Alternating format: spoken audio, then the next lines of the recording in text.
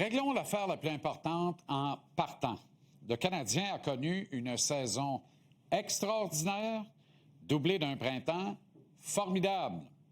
Est-ce que le bilan du jour arrive 2 semaines trop tôt ou bien s'il arrive 2 semaines plus tard que prévu? Ça nous ramène tout le temps au mot d'hiver. Il est-tu à moitié vide ou il est à moitié plein? Sur cette question, je suis plutôt mi-figue, mi-raisin.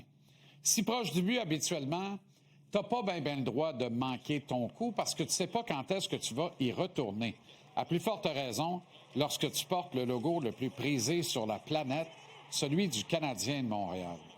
J'aime pas beaucoup les comparables avec les Hurricanes de la Caroline. Pour moi, ils sont pas pantoute le modèle à suivre, peu importe qu'ils gagnent ou non la Coupe Stanley ce printemps.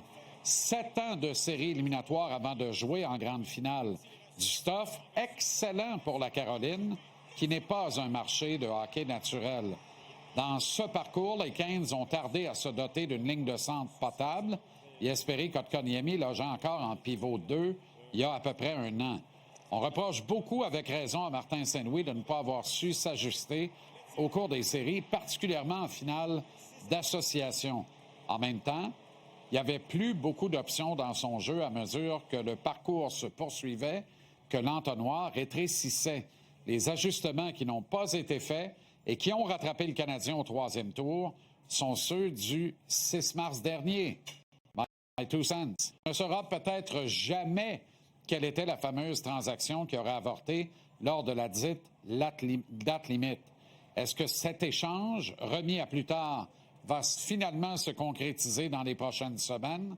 Permettez-moi d'en douter. Jouer les séries éliminatoires avec Jake Evans en 2e centre n'est pas très indiqué. En même temps, Jeff Gorton et Kent Hughes comptaient sur la rentrée de Michael Age lors des actuelles séries. La blessure à ce dernier et la conséquence de son refus de se rapporter auront privé le Canadien d'un attaquant top 6 de jeune âge, mais de grand talent.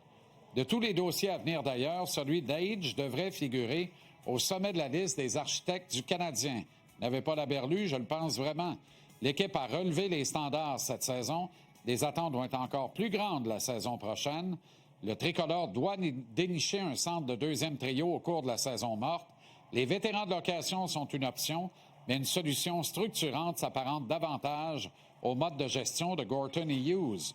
Si les dirigeants décident d'y aller pour le coup de circuit et qu'ils acquièrent un centre, exemple, comme Robert Thomas, est-ce que Pat Brisson va s'asseoir avec son client Age pour regarder une option pas bien populaire, mais on ne sait jamais, soit celle de ne jamais s'entendre avec la Sainte Flanelle et devenir joueur autonome sans restriction au 1er juillet 2028? Age peut encore changer d'idée, s'entendre avec le Canadien, rejoindre l'équipe à temps pour le prochain camp d'entraînement. Après une saison complète au centre et ou à l'aile d'un 2e trio, il serait probablement mûr pour les séries éliminatoires 2027. Si ça ne se produit pas, autant j'ai cru que Age était presque un intouchable chez le Canadien, autant je pense désormais qu'il pourrait servir d'appât dans un échange majeur en marge du repêchage. L'autre dossier d'importance concerne évidemment Jakub Dobeš. Encore sous contrat, celui qui s'est révélé dans les 3 derniers mois est admissible à signer une prolongation d'entente dès cet été. Est-ce que Dobeš est devenu le gardien d'avenir de Gorton Hughes autant qu'il l'est devenu pour une majorité de partisans et d'observateurs? Si ce n'est pas le cas, les décideurs pourraient tenter de capitaliser sur sa valeur qui n'a jamais été aussi haute. Jaroslav Halak avait valu l'Arcellaire au CH dans une transaction suivant de peu la fin du parcours improbable du printemps 2010. Sauf que Carey Price attendait en dilettante, fin près derrière Halak, lui qui était avec le Canadien depuis déjà 3 saisons.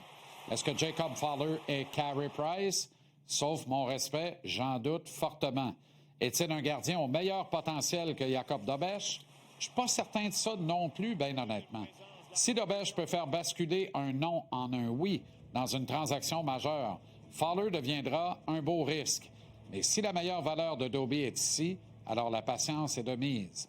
Il va de soi que le sort de Sam Montembeault est étroitement lié aux décisions à prendre sur Dobeš et Fowler, y incluant que Sam reste ici qui le crut et agisse en excellent second de l'un ou l'autre des 2 jeunes portiers. Et tout ça, je vous raconte ça le 1er juin à l'heure du bilan. Le marché des joueurs autonomes ouvre le 1er juillet dans 1 mois pile. Il y a plein de pain sur la planche de Gorton Hughes pour les 30 prochains jours. Ça va être excitant.